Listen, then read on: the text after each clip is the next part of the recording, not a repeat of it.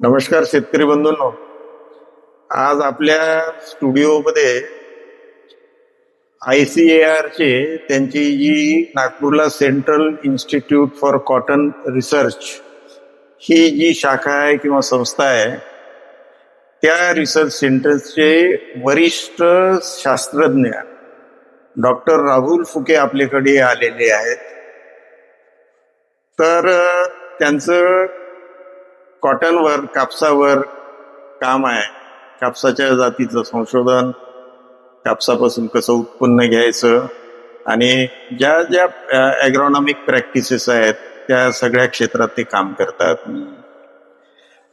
तर राहुल फुकेंना आता आपण या कापसाविषयी काही आपले प्रश्न विचारू.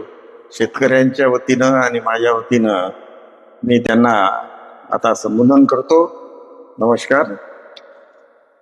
तर डॉक्टर राहुल, तुम्ही आम्हाला सांगा की हे जे कापसाचं आपण विदर्भामध्ये किंवा महाराष्ट्रामध्ये किंवा आपल्या देशामध्ये म्हणा, जे आपण उत्पन्न घेतो कापसाचं, तर जगाच्या तुलनेत आपण कुठे आहोत? अगदी बरोबर हा प्रश्न आहे. कारण की आज जर शेतकऱ्यांना कुठेही कापसाचा बाजारभाव कॉम्पीट करायचा म्हणला तर त्याला जागतिक विचार करावाच लागेल. आणि आपले एकंदरीत उत्पन्न आणि जगाचे उत्पन्न जर विचार करायचं पाहिलं तर उत्पन्न हे रुईच्या माध्यमात मोजले जातं. पर हेक्टर रुई हा त्याचा एक युनिट राहतो. त्यानुसार आज जगाचं सरासरी उत्पन्न हे 800 किलो रुई पर हेक्टर एवढा आहे.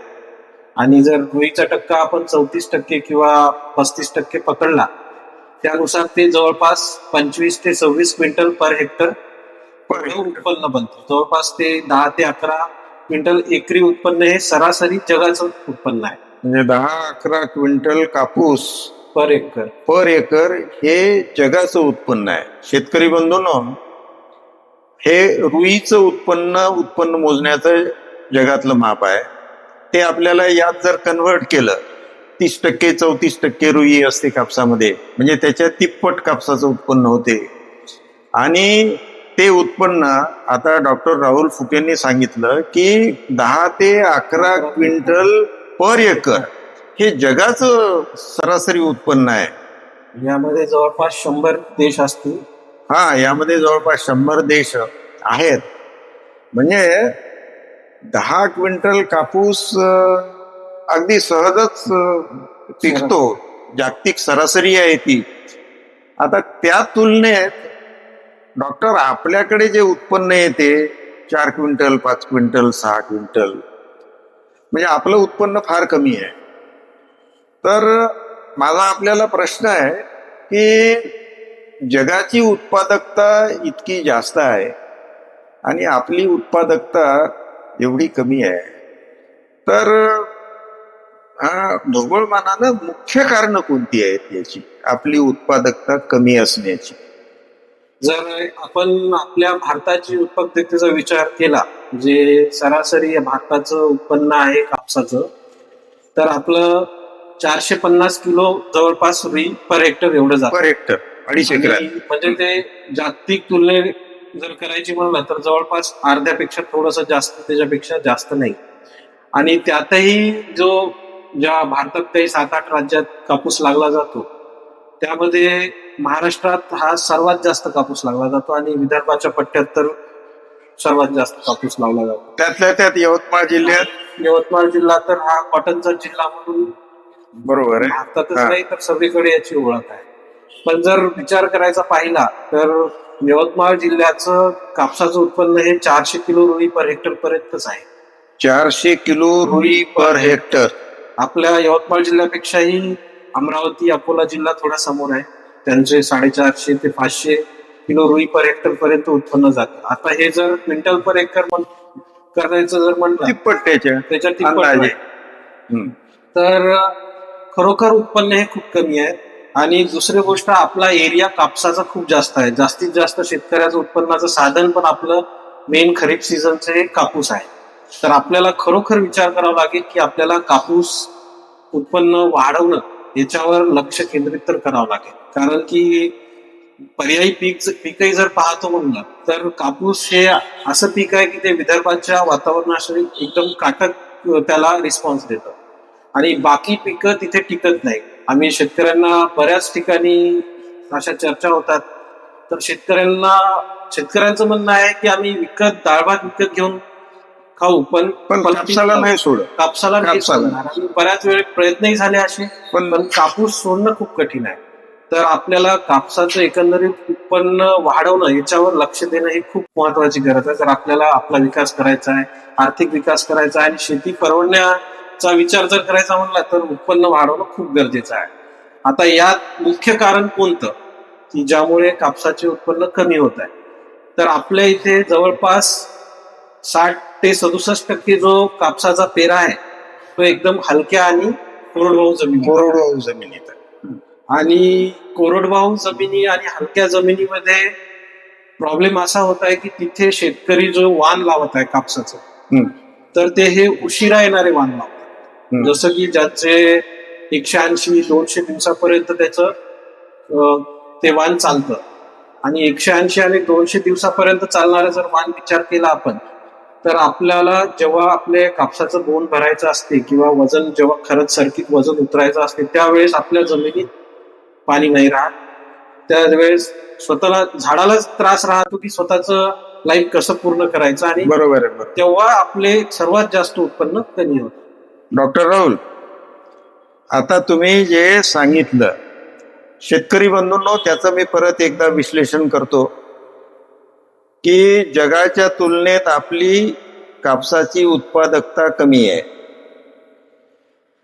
यांनी सांगितलं की जगाची जी 800 किलो रुई पर हेक्टर म्हणजे 2.5 एकर, म्हणजे 2.5 एकरामध्ये 800 किलो रुई म्हणजे त्याच्या तिप्पट जवळपास कापूस. म्हणजे 24 क्विंटल हेक्टरी. 24 क्विंटल हेक्टरी म्हणजे जवळपास 9-10 क्विंटल एकरी. 9-10 क्विंटल एकरी जगात कापूस सरासरी पिकतो. त्याच्या तुलनेत शेतकरी बंधूंनो, आपली उत्पादकता जवळपास अर्ध्यात किंवा 60% आहे. म्हणजे जगात 10 क्विंटल एकरी कापूस जर पिकत असेल तर आपण त्याच्या अर्ध्यात म्हणजे आपण 4-5 क्विंटलवरच आहोत. म्हणजे आपली उत्पादकता जी आहे ती 4-5 क्विंटल सरासरी एकरी कापसाची आहे. तर ही 4-5 क्विंटलची उत्पादकता आपल्याला वाढवायला पाहिजे. कारण आता डॉक्टर राहुलनं जे आपल्याला सांगितलं की कापसाचं फार मोठं क्षेत्र आपल्याकडे आहे आणि विदर्भामध्ये काही जिल्ह्यामध्ये त्याला पर्याय नाही. यवतमाळ जिल्ह्यामध्ये तर त्याला पर्यायच नाही.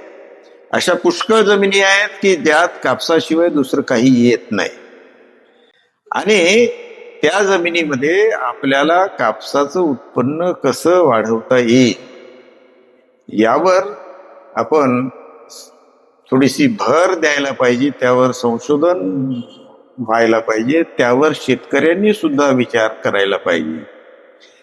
आता त्यांनी सांगितलं एक मुख्य कारण जे त्यांनी सांगितलं आपली उत्पादकता कमी असण्याचं, की आपल्या जमिनीला मॅच होणाऱ्या, आपल्या हवामानाला सूट होणाऱ्या आपण जाती लावत नाही. त्यांनी जे सांगितलं की आपल्याकडे रेनफेड म्हणजे वरच्या पाण्यावर किंवा पावसाच्या पाण्यावर कापसाची मोठ्या प्रमाणावर लागवण आहे. 60-70% लागवण आपली पावसाच्या पाण्यावर.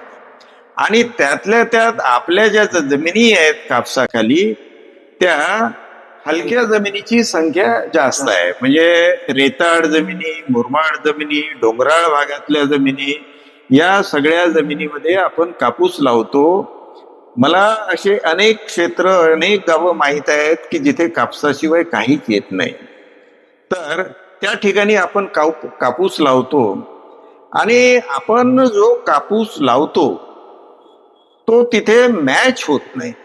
कारण उशिरानं म्हणजे पावसाळा आपला संपला की त्या कापसाला कटआउट येतो.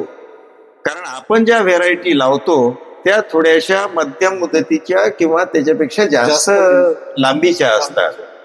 आणि आणि मग जमिनीतलं मॉइश्चर म्हणा किंवा जमिनीतला ओलावा म्हणा तो त्या व्हेरायटीच्या हिशोबानं टिकत नाही. आता आपल्या शेतकऱ्यांची दिशाभूल कशी होते, आपण ज्या विविध कंपन्याच्या व्हेरायटी किंवा विविध प्रोग्राम जे पाहतो आपण त्यात म्हणजे जास्त उंच वाढणाऱ्या, रुंद वाढणाऱ्या, खूप बोंड असणाऱ्या अशा व्हेरायटी आपल्याला दिसतात. त्याला आपली भुरळ पडते.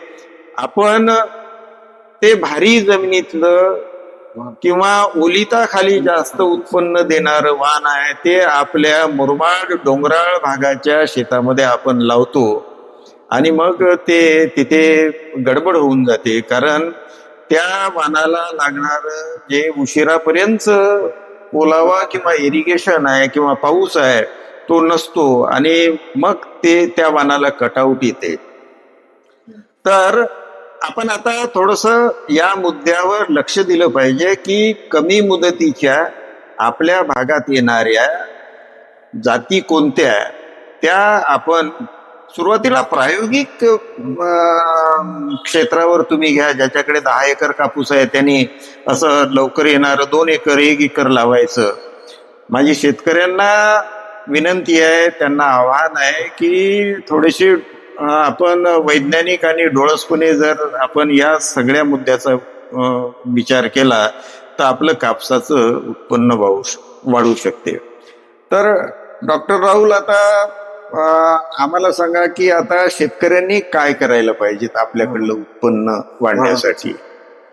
आता कापसाचं जे एकंदरीत उत्पन्न आहे त्यात व्हेरायटी हा एक मेजर रोल आहे. कोणतं वाण निवडणार शेतकरी, जो की आपल्या एकूण उत्पन्नात त्याचा टक्का 40-45% पर्यंत आहे. आणि दुसरा असतो आपलं मॅनेजमेंट. आपण किती व्यवस्थित खत व्यवस्थापन, पीक बाकी इरिगेशन, ॲग्रोनॉमिक प्रॅक्टिसेस ज्याला म्हणतो आपण करतो. या 2 गोष्टी आहेत जे आपलं एकंदरीत उत्पन्न कापसाचं वाढवतात.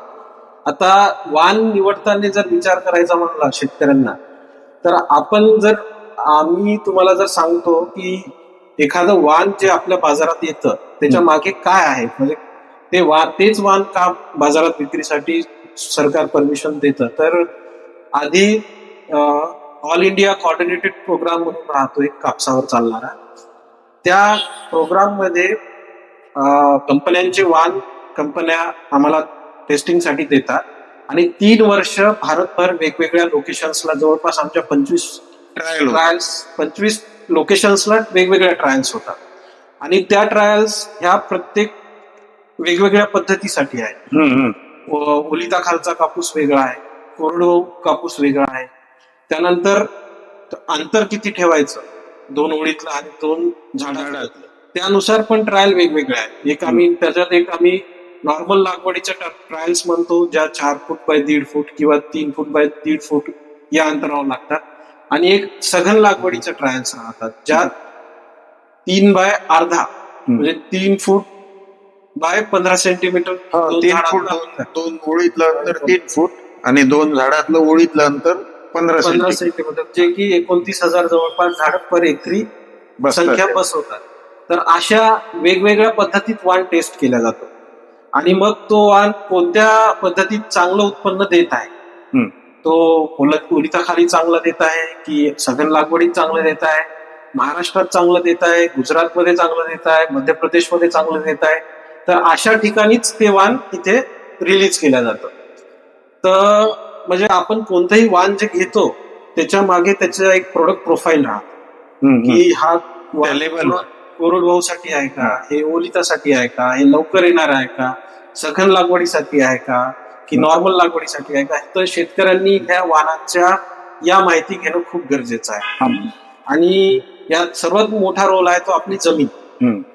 जर आपली भारीची जमीन असेल, हम्म. आपल्याकडे ओलिताची व्यवस्था असेल, तर तिथे ओलितात येणारे, उंच वाढणारे, मोठ्या फळफांद्या असणारे वाण शेतकरी सिलेक्ट करू शकतो आणि तो वाण 180 ते 200 दिवसापर्यंत चालू शकते. पण जर आपली शेत जमीन ही जर कोरडवाहू असेल, हम्म. जमीन हलकी असेल, तर त्या ठिकाणी आपण सर्वात आधी लवकर येणाऱ्या वाहनांचा विचार करायचा. तर आधी लवकर येणाऱ्या वाहनांची संख्या जास्त नव्हती, पण जसं जसं विज्ञान बदलत चाललं, जसं जसं नवीन नवीन प्रॉब्लेम्स लक्षात आले, की गुलाबी बोंडअळी पण 120-125 दिवसानंतर प्रादुर्भाव करायला सुरुवात होते. या दोन्ही गोष्टींचा विचार जर केला तर कोरडवाहू आणि हलक्या जमिनीमध्ये लवकर येणारं वाण हे वरदान. आता हे लवकर येणार म्हणजे किती दिवसात येणार? लवकर येणारं वाण म्हणजे 140 ते 150 दिवसात 2 वेचे पूर्ण झाले पाहिजे. याला आम्ही थोडं लवकर येणारं वाण म्हणतो. आणि या वाणाचा फायदा असा होतो की आपल्या जमिनीत असलेला ओलावा त्यांच्या बोंड भरण्यापर्यंतच्या अवस्थेपर्यंत टिकून राहतो. त्यामुळे झाडाला कोणता स्ट्रेस येत नाही आणि गुलाबी बोंडअळीचा जे प्रादुर्भाव आहे त्याच्यापासून तो वाण आपला एस्केप करून देतो. तर 140 ते 150 दिवसात जो वाण येत असेल तर तो हलक्या आणि कोरडवाहू जमिनीसाठी खरोखर वरदान आहे. आपण जे सांगितलं गुलाबी बोंडअळीचा प्रादुर्भाव किती दिवसानंतर चालू होतो? आता आम्ही वैज्ञानिक दृष्ट्या जर पाहायचं केलं तर आम्ही काय करतो की आम्ही त्या झाडामधून क्राय प्रोटीन जो आहे, जो तसं तर क्राय प्रोटीन हा फक्त आपल्या ठिपक्याची अळी आणि हेलिकोवर्पाची हिरवी अळी त्या 2 साठी काम करतो. तसं तर क्राय प्रोटीन हा गुलाबी बोंडअळी अळीसाठी काम करतही नाही. आणि क्राय प्रोटीनचं एक्सप्रेशन आम्ही बघितलं तर ते 120 दिवसानंतर कमी होत जातं. म्हणजे 120 दिवसानंतर त्या झाडांमधली बोंडअळीची प्रतिकारता कमी होत जाते, म्हणजे जवळपास नसल्यासारखीच पाहतो. शेतकरी बंधूंनो, आता जी डॉक्टर राहुल फुकेंनी जी माहिती दिली ती थोडीशी सोपी करून मी सांगतो. त्यांचं म्हणणं असं की आपल्या ज्या हलक्या जमिनी आहेत, कोरडवाहू जमिनी आहेत, पावसाच्या पाण्यावर आपण जो कापूस घेतो त्या जमिनी आहेत, तिथे एकूण म्हणजे त्या 60% जमिनी त्या 60% आहेत आणि तिथे आपण 140-150 दिवसाचं वाणच निवडायला पाहिजे. आता सगळा कापूस आपला जो आहे तो BG2 आहे, म्हणजे बोंडअळीचा जीन त्या कापसामध्ये आहेच. परंतु त्यांनी सांगितलं की ही बोंडअळीची प्रतिकारता, त्यातल्या त्यात ही जी गुलाबी बोंडअळी आहे याची प्रतिकारता 120 दिवसाच्या पुढे कापसामध्ये राहत नाही. म्हणजे 120 दिवसापेक्षा जर पुढे जसं जसं तुमचा कापूस शेतामध्ये राहील तस तसं गुलाबी बोंडअळीचं प्रमाण वाढेल. आणि या वर्षीचा माझा अनुभव आहे डॉक्टर राहुल की बऱ्याचशा शेतामध्ये ते उशिरानं एकदम बोंड किडायला सुरुवात झाली आणि त्या कापसाला लवकर कटआउट आला आणि तो प्लॉट एकदम खराब झाला. म्हणजे आधी असं दिसत होतं की याला 12, 14, 15 क्विंटल एकरी कापूस होईल आणि तो 6-8 क्विंटलवरच एकरी तो प्लॉट थांबला. तर आता हा जो मुद्दा आहे की आपल्या जमिनीमध्ये 140-150 दिवसाच्या मुदतीत येणारा कापूस आपण घ्यायला पाहिजे. दुसरं त्यांनी सांगितलं की त्याने प्लांट पॉप्युलेशनवर बोलले, तर त्याला आम्ही घन लावगड पद्धत किंवा सघन लावगड पद्धत आपण म्हणतो. तर त्याचं थोडंसं विश्लेषण करायला मी सांगतो. कारण आता कसं आहे की आम्ही जे शेतकरी आहोत, आम्हाला कापसाचं झाड असं डोक्याच्या वर गेलं आणि असं खूप लांब रूम उंच असं असलं की आम्ही त्याला लवकर भुरळ पडते आम्हाला, आणि ती व्हेरायटी आम्ही 100 किलोमीटर वरून विकत आणतो आणि आमच्या शेतात लावतो. कारण आम्हाला असं वाटते की बा हे मोठे बोंड मोठं झाड म्हणजे जास्त उत्पन्न. थोडस हे आमच्या शेतकऱ्यांना विश्लेषण करून सांगा की तुम्ही काहीतरी बरोबर. 4 बाय किती 6 इंच म्हणजे 15 सेंटीमीटर 3 बाय 15 सेंटीमीटर म्हणजे 3 3 फूट बाय अर्धा 3 बाय अर्धा म्हणजे 3 फूट ओळीतलं अंतर आणि 2 झाडातलं 15 सेंटीमीटर म्हणजे जवळपास 6 इंच. म्हणजे यामध्ये आता झाडं किती बसतात? बरोबर 14 नाही 29,000 काही. म्हणजे हा दाटी वाटीने जो कापूस लावायचा आहे त्यात 28-29,000 झाडं एका एकरामध्ये बसवायचे. तर आम्हाला ते थोडंसं विश्लेषण करून सांगा प्लॅन पॉप्युलेशनचं. म्हणजे आमचे जे शेतकरी बंधू आहेत हलक्या जमिनीत कापूस घेणारे, त्यांना तुम्ही जे संशोधन करता त्या टेक्नॉलॉजीचा त्यांना फायदा झाला पाहिजे. त्यांनी तसा कापूस लावला पाहिजे आणि त्यांना 10-12 क्विंटल एकरी कापूस झाला पाहिजे. तर मग आम्हाला समाधान राहील. आता हा खरोखरच एक याच्या मागचं तंत्र समजणं खूप गरजेचं आहे. आता एखाद्या शेतकऱ्यांनी कुठे व्हिडिओ बघितला असेल किंवा एखादं मोठं वाण पाहिलं असेल आणि त्याची हाईट 6 फूट किंवा त्याच्यापेक्षाही कुठं आजकाल त्याच्यापेक्षाही जास्त मोठं झाड पण पाहायला भेटते. पण त्या शेतकऱ्याची जमीन आणि आपली जमीन यात फरक असतो. आणि कापूस हे जे पीक आहे ते तुमच्या जमिनीवर खूप अवलंबून आहे. हलकी जमीन आहे की भारीची जमीन आहे यामध्ये खूप फरक येतो. तर सघन लागवड पद्धत जी आहे ती ही फक्त हलक्या जमिनीसाठी आहे. ही पद्धत तुम्ही भारी जमिनीत अवलंबून करू शकत नाही. कारण की 29,000 झाडं जेव्हा तुम्हाला एकरी लावायचे म्हणतात तर भारी जमिनीत ते दाटून जात. ते पीक एवढं वाढतं की आपण त्याला कंट्रोल नाही करू शकत. तर सर्वात प्रथम हे राहील सघन लागवड पद्धत ही हलक्या आणि कोरडवाहू जमिनीसाठी आहे. त्यानंतर 3 बाय अर्धा किंवा 3 बाय 1 फूट ह्या 2 वेगवेगळ्या पद्धती आहेत. त्या 3 बाय 1 फूट आम्हाला थोडस सोपं वाटलं 3 बाय अर्धा पेक्षा. कारण हे आहे की त्याला आपल्याला त्याचं कॅनोपी मॅनेज करणं सोपं जातं. म्हणजे झाडाची वाढ जी आहे ती आपल्याला दोन्ही पद्धतीमध्ये मॅनेज करावं लागतं. त्याच्यासाठी आपण मॅपिकॉट क्लोराईड म्हणा किंवा त्याचा स्प्रे सजेस्ट करतो. CCC घेता येईल, लिओसिन घेता येईल, मॅपिकॉट क्लोराईड घेता येईल. आणि हे झाडाची रुंदी आणि झाडाची हाईट वाढवून थांबवतं आणि कॅनोपी मॅनेजमेंट करावंच लागतं. कारण ते जर नसला तर तुमचं झाड दाटतं, पाते गळतात आणि बोंड पण गळून जातात. किंवा आजकाल बोंडसड हा खूप मोठ्या प्रमाणात दिसत नाही. या रोगाचाही प्रादुर्भाव त्यावर येऊ शकतो. तर तुमची जमीन ही हलकी असली पाहिजे. सर्वात आधी ही पद्धत जी आहे सघन लागवड पद्धतीसाठी हलक्या जमिनीची आहे. मग हलक्या जमिनीसाठी तुम्ही तुमची जमीन, आता शेतकऱ्याची जमीन ज्यांची हलकी आहे त्यांनी 3 बाय अर्धा किंवा 3 बाय 1 जास्त सोयीस्कर असेल मी असं म्हणतो. कारण की हे आमच्या बऱ्याच ट्रायल्स मधून आम्हाला लक्षात आलेलं आहे. आम्ही जवळपास 16,000 हेक्टर वर भारतामध्ये हा प्रयोग करत आहे. तरी आता आम्ही शेतकऱ्यांना सघन लागवड आणि 3 बाय 1 जी लागवड आहे ज्याला आम्ही क्लोजर स्पेसिंग म्हणतो त्या 2 पद्धतीमध्ये डेमॉन्स्ट्रेशन देत आहे.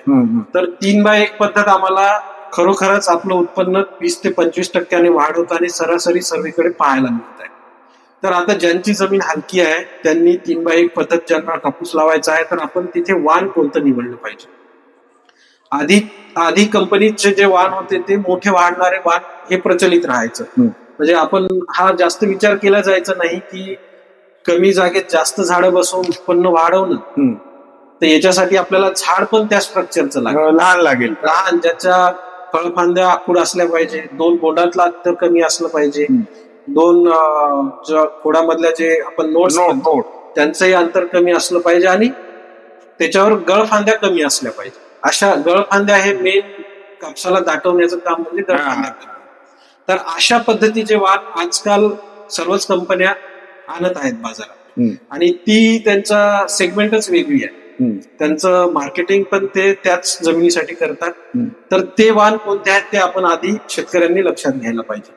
तर त्या वाणांमध्ये 140 ते 150 दिवसापर्यंत त्याचे वाण संपतं. त्यानंतर त्यांच्या फळफांद्या ह्या आखूड राहतात.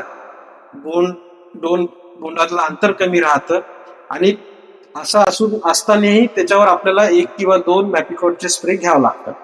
तर अशा पद्धतीने जर आपण ते पीक मॅनेज केलं तर 10 ते 11 क्विंटल उत्पन्न कोरडवाहू मध्ये मिळणं मोठ्या ठीक आहे. गोष्ट.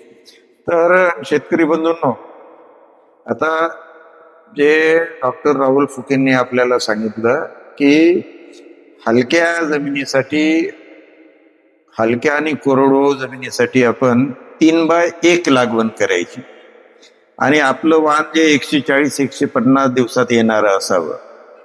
आणि हे जे वाण आहेत हे बुटके वाण आहेत, म्हणजे ज्याला गळफांद्या कमी असतात आणि इंटरनोड दोन नोड मधलं अंतर कमी असते आणि ज्या फळफांद्या आहेत ज्याला इंग्रजीत सिम्पोडिया म्हणतात, त्या फळफांद्यामधलं सुद्धा 2 नोड मधलं अंतर कमी असते. तर अशा व्हेरायटी निवडायच्या. अशा व्हेरायटी कोणत्या कंपनीच्या आहेत ते पाहायच्या. आपल्या जमिनीला अनुरूप आपण वाण निवडायचं. 3x1 वर जर आपण लागवण केली तर 3x1 म्हणजे 3 स्क्वेअर फूट एका झाडाला लागले. नंतर म्हणजे 14 ते 15 14,000-14,500 झाडं एका एकरामध्ये बसतील. आणि अशी जर आपण लागवण केली आणि त्याची जर व्यवस्थित निगा केली, म्हणजे त्याला जे लागते ते खत, त्याला जे लागतात ते थोडेफार स्प्रे, तर एक मध्यम मॅनेजमेंट मध्ये आपल्याला 10-12 क्विंटल कापूस निघू शकतो.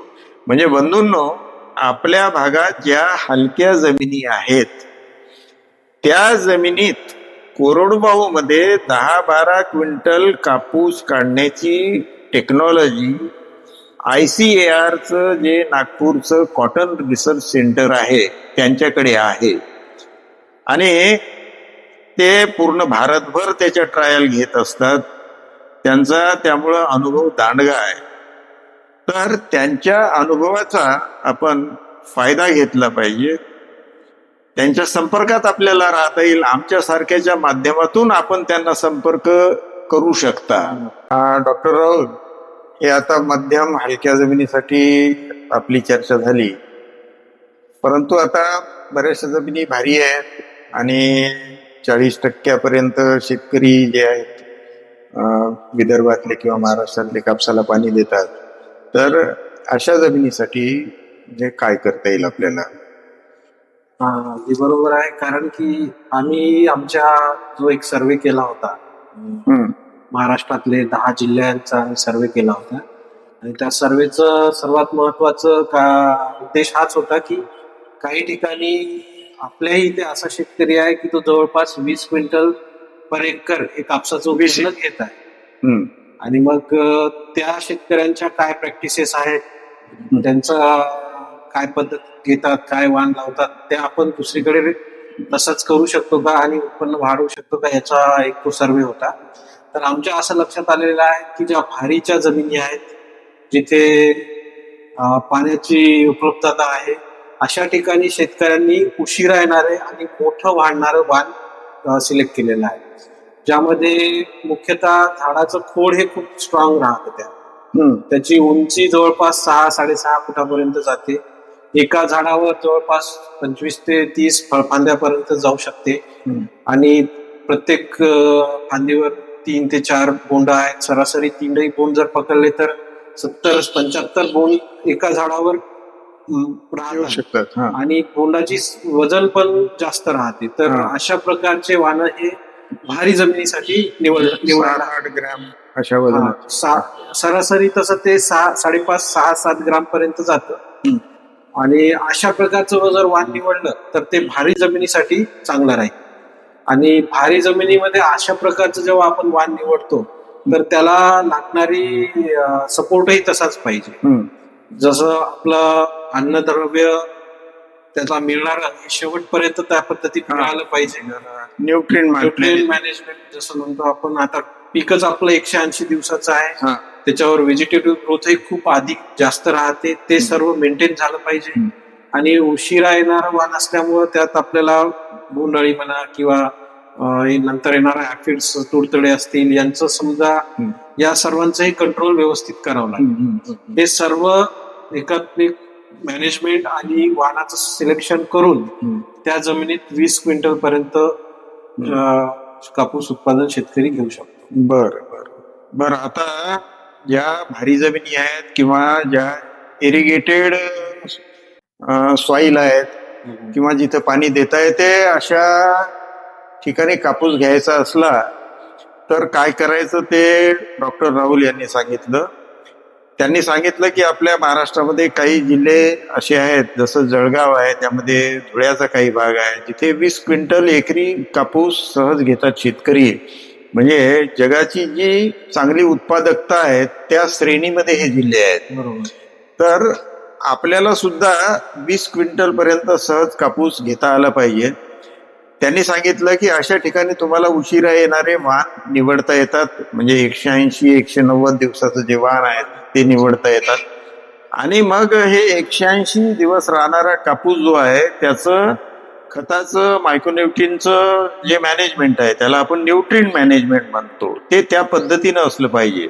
म्हणजे त्याची व्हेजिटेटिव्ह ग्रोथ आधी चांगली झाली पाहिजे आणि नंतर पात्या, फुले, बोंडे पोचण्यासाठी त्या झाडाला लेट स्टेजला म्हणजे उशिरापर्यंत हे न्यूट्रिएंट मिळत राहिले पाहिजे.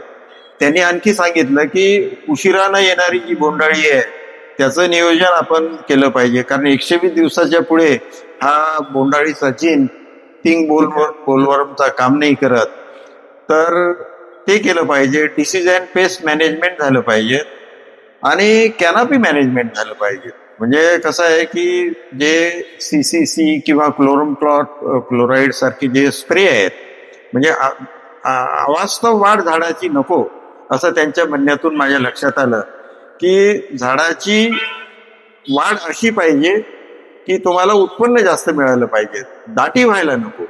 ज्याला आपण म्हणजे कापूस माजला म्हणतो किंवा ज्याला इंग्रजीत रँक ग्रोथ म्हणतात, तशा प्रकारची वाढ नको.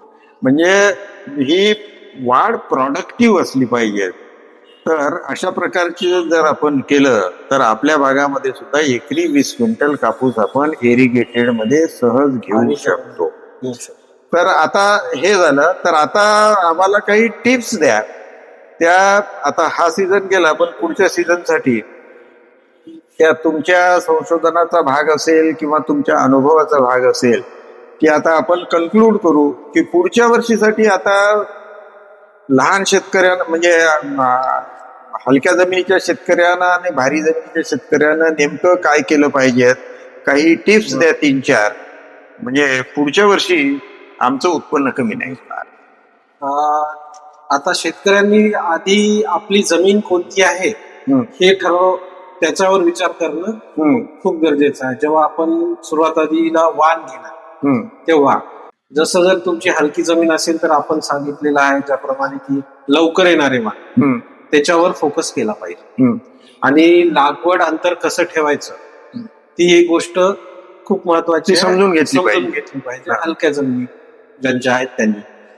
आणि एक याच्यात हलक्या जमिनीत आपण जास्त उशिरा येणारा कापूस तर घ्यायलाच नको. बरोबर. आणि गुलाबी बोंडअळीचंही नियंत्रण म्हणा किंवा गुलाबी बोंडअळीचा प्रादुर्भाव होण्याच्या आधी आपले 2 मेचे जवळपास निघून जातात आणि उत्पन्नाची शाश्वतता राहते.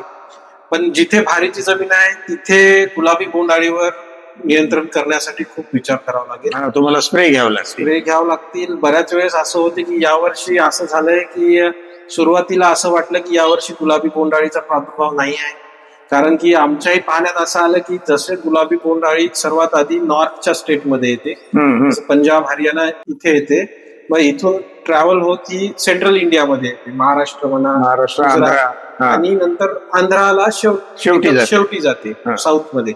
पण जेव्हा ही गुलाबी बोंडअळी यावेळेस पंजाब हरियाणामध्ये आली होती आणि आपला महाराष्ट्रात किंवा या सेंट्रलचा जो पट्टा आहे त्यात येण्याचा जेव्हा विचार केला, तेव्हा एवढा प्रादुर्भाव तेव्हा आपल्या इथं आला नव्हता. तर तेव्हा असं झालंय की यावर्षी गुलाबी बोंडअळीचा येणार नाही असं वाटलं, बऱ्याच शेतकऱ्यांना वाटलं. हा. आणि बऱ्याच शेतकऱ्यांना काय की रिसर्च फार्मवाल्यांनाही असं बऱ्याच ठिकाणी वाटलं. हा. पण नंतर या मागच्या 15 ते 20 दिवसात एकदम आम्हाला जो आम्ही गुलाबी बोंडअळीचा अटॅक काय आहे शेतकऱ्याच्या शेतात किंवा आपल्या शेतात ठरवण्यासाठी आम्ही जे कामगंध सापळे लावतो, त्यात आम्हाला ज्या मॉथ कॅच मिळत आहेत त्या एकदम थ्रेशोल्डच्या पेक्षा खूप वर गेल्या.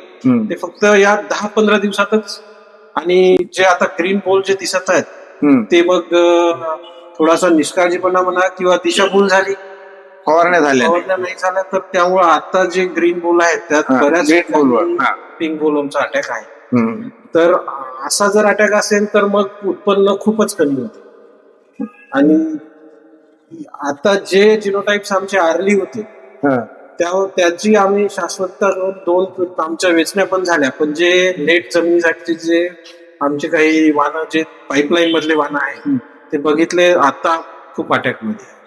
तर तिथे दिशाभूल झाली यावर्षी बऱ्याच ठिकाणी की आधी गुलाबी बोंडअळी एवढी दिसली नाही आणि एकदम सडनली आता खूप मोठ्या प्रमाणात वाढले. तर गुलाबी बोंडअळीचं नियंत्रण हे खूप महत्वाचं आहे उशिरा येणाऱ्या कापसात. तर शेतकरी बंधूंनो बघा, आता म्हणजे जसा आपण हवामानाचा अंदाज घेतो तसा या बोंडअळीचाही अंदाज घ्यायला पाहिजे. डॉक्टर राहुलनं सांगितलं की पंजाब कडून त्या बोंडअळीचं किंवा पिंक बोलवर्मचं मायग्रेशन असं सेंट्रल इंडिया म्हणजे आपण मध्य भारतात राहतो, आपल्याकडे येते आणि आपल्याकडून नंतर मग शेवटी आंध्राकडे जाते. तर आपण म्हणजे जागरूक असलं पाहिजे. तर आपण त्या पंजाबकडल्या बातम्याही वाचत असलं पाहिजे, पाहत असलं पाहिजे तिकडे पिंक बोलवर मालिका. कारण आता ही शेती जी आहे ती वैज्ञानिक झाली आहे. असं म्हणजे कसं आहे की डोळस राहून तुम्हाला ह्या सगळ्या गोष्टी कराव्या लागतील. कारण आपण शेती करतो तर शेतीचं विज्ञान आपण जाणून घेतलं पाहिजेत आणि त्यातले बारकावे जाणून घेतले पाहिजे. आता यावर्षी असं झालं की शास्त्रज्ञांची सुद्धा दिशाभूल झाली. तर आपली काय कथा, तर आपण आपल्याला वाचू शकतो. आपण आपल्या शेतात दररोज जाऊन तर पाहू शकतो. म्हणजे आपण आपल्या शेतामध्ये त्या ट्रॅप लावून किंवा बारीक निरीक्षण करून आपल्याला बोंडअळी आली की नाही ही तपासता येते.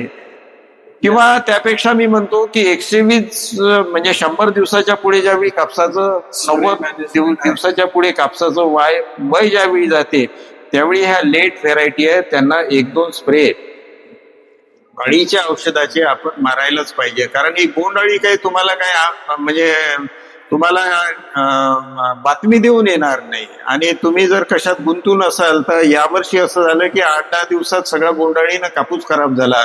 पिंक बोलवरना ही उशिराची सगळी बोंड खराब झाली आणि कापसाला लवकर कटआउट आला आणि आपलं उत्पन्न कमी झालं. तर असं होणार नाही अशी शेतकरी बंधूंनो आपण दक्षता घ्या, योग्य त्या औषधाची फवारणी करा. आता त्यांनी जे सांगितलं त्याप्रमाणे आपण योग्य वाण निवडा आपल्या जमिनीसाठी. नंतर न्यूट्रिन मॅनेजमेंट करा, म्हणजे खताचं मायक्रोन्यूट्रिनचं मॅनेजमेंट. नंतर त्यांनी सांगितलं की डिसीज आणि पेस्ट जे आहेत, रोग आणि किडीचं नियंत्रण करा. आणि कापसाचं निरीक्षण करून त्याप्रमाणे जर नियोजन करत गेलो तर आपली जमीन जशी आहे त्या पद्धतीनं आपल्याला उत्पन्न मिळू शकते. आणखी काही जर तुम्हाला टिप्स द्यायच्या असतील तर त्या द्या. या वर्षीचा जो कापसाचा हंगाम बघितला त्यात अजून एक असं पाहायला मिळालं की सुरुवातीला आपल्या इथे पाऊस हा सतत चालू होता. बरोबर आहे. आणि ढगाळ वातावरण खूप होतं. बरोबर आहे. कापूस हे उष्ण आणि कोरड्या हवामानात पीक आहे आणि त्याचा खूप मोठा यावर्षी आपल्याला नुकसान सहन करावं लागलं या वातावरणाचं, कारण की सुरुवातीला जे पाते लागत होते त्याची गळ होत होती, त्यानंतर वाढच झाली नाही, कुठे कुठे तर एवढा पाऊस होता की वाढच झाली नाही. ग्रोथ नाही झाली. तर आज आणि कापूस हा 600-700 mm रेनफॉल मध्ये येणारं पीक आहे. आणि आज जर यवतमाळ जिल्हा घ्या की अजून थोडस वर गेलं, नागपूर या इकडे गेलं, तर तिथे 1100-1200 mm रेनफॉल सरासरी 2 वर्ष बघत 1200 mm पर्यंत रेनफॉल जात आहे. तर अशा ठिकाणी शेतकऱ्यांनी सरी वरंबा पद्धत एक अवलंबली आहे. बरोबर. सरी वरंबा पद्धत जे आपण त्या शेतकऱ्यांना रेकमेंड पण केलं होतं, तर त्यात एक पाहायला भेटतं की कापसाच्या मुळांजवळ जे मायक्रो एन्व्हायरमेंट राहतं किंवा ते मेंटेन राहतं, ग्रोथ होत राहते, मुळांची ग्रोथ होत राहते. एकदम जास्त पाऊस झाला तर तो साचत नाही, लवकर मुळांपर्यंत थांबत नाही, आणि कमी पाऊस झाला तरीही त्यात तो बेड धरून ठेवतात.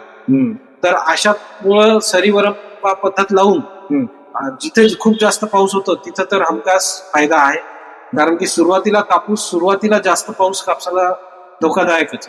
सुरुवातीला पावसात येणारं पीक आहे कापूस. सुरुवातीला पाऊस जर जास्त असेल तर त्याची वाढच थांबून जाते, आणि सुरुवातीचा जो काही फ्लश असेल, जे काही पाते आहेत ते गळून जातात. आणि पीक असं असते की सुरुवातीचा माल जर त्याच्यावर टिकला नाही तर तो मग समोरच्यावर लक्ष ठेवतो, आणि मग त्याची आपल्या आप त्याचा तो कालावधीच वाढून जातो, कालावधी वाढतो. बरोबर. तिथे जर हलक्या जमिनी असतील तर मग ते अडचणीतच, सुरुवातीचाही फ्लश नाही आणि शेवटी तुम्हाला खाली पाऊस नाही, तर बोलावा नाही. तर हे एक आहे जिथे असा जर यावर्षी सारखी जशी पावसाची जे कंटिन्युअस पाऊस होता, ते सरी वरंबा पद्धत ही खूप चांगली आहे. आणि ठीक आहे.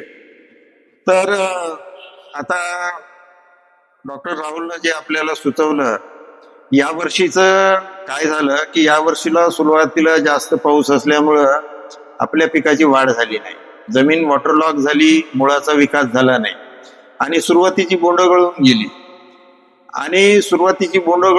आणि नंतर मग काय झालं की सुरुवातीला ढगाळ वातावरण, जास्त पाऊस, यामुळं कापसावर अटॅकही जास्त आले, फंगल अटॅक आले, खालची पानं बोंड खराब झाली, आणि नंतर त्याला माल लागला, सगळं झालं. नंतर पुढे जी कोरडवाहू मध्ये उघाड पडली, त्या उघाडीमध्ये मग त्या कोरडवाहूच्या कापसाला ताण बसला, मार बसला, आणि नंतर आता अगदी ज्या लेट व्हेरायटी आहेत त्या व्हेरायटीसाठी आता जी पिंक बोलवर्म आली, त्यामुळं आपलं नुकसान झालं. तर बघा शेतकरी बंधूंनो, आपण डोळसपणे जर हे सगळं बोलवर्मचं जर नियोजन केलं असतं तर हे शेवटचं नुकसान आपलं टळलं असतं. सुरुवातीला जास्त पाऊस झाला, त्यातून वाचायसाठी जर आपण सरी वरंब्यावर कापूस लावला असता तर आपला कापूस अडचणीत आला नसता. आता डॉक्टर राहुलनी सांगितलं की सरी वरंबा पद्धतीनं कापूस घ्या. कापूस हे 500-600 mm मिलीमीटर मध्ये येणारं पीक आहे. आपल्याकडे त्याच्या दुप्पट पाऊस झाला यंदा. मागच्या वर्षी जवळपास एवढाच पाऊस होता, थोडा कमी होता. तर जास्त पाणी झालं तर ते सरीतून निघून जाते, वरंबा सेफ राहतो तुमचा. तर कापूस सरी, आता कन्क्लुडिंग आपल्याला हे करायचं आहे की कापूस सरी वरंबा पद्धतीनं घ्यायचा. आपल्या जमिनीच्या ताकदीप्रमाणे किंवा प्रतिप्रमाणे घ्यायचा. मध्यम किंवा अर्ली येणारे वाण घ्यायचे हलक्या जमिनीत, आणि उशिरा येणारे वाण घ्यायचे भारी किंवा पाण्याची सोय आहे त्या जमिनीत, आणि त्याचं nutrient management, disease pest management, म्हणजे त्याला खतं आणि मायक्रोन्यूट्रिन, आणि त्याच्यावरची रोग आणि कीड सांभाळायची.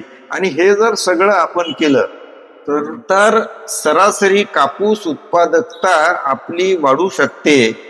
आपण ती आपली वाढवली पाहिजे.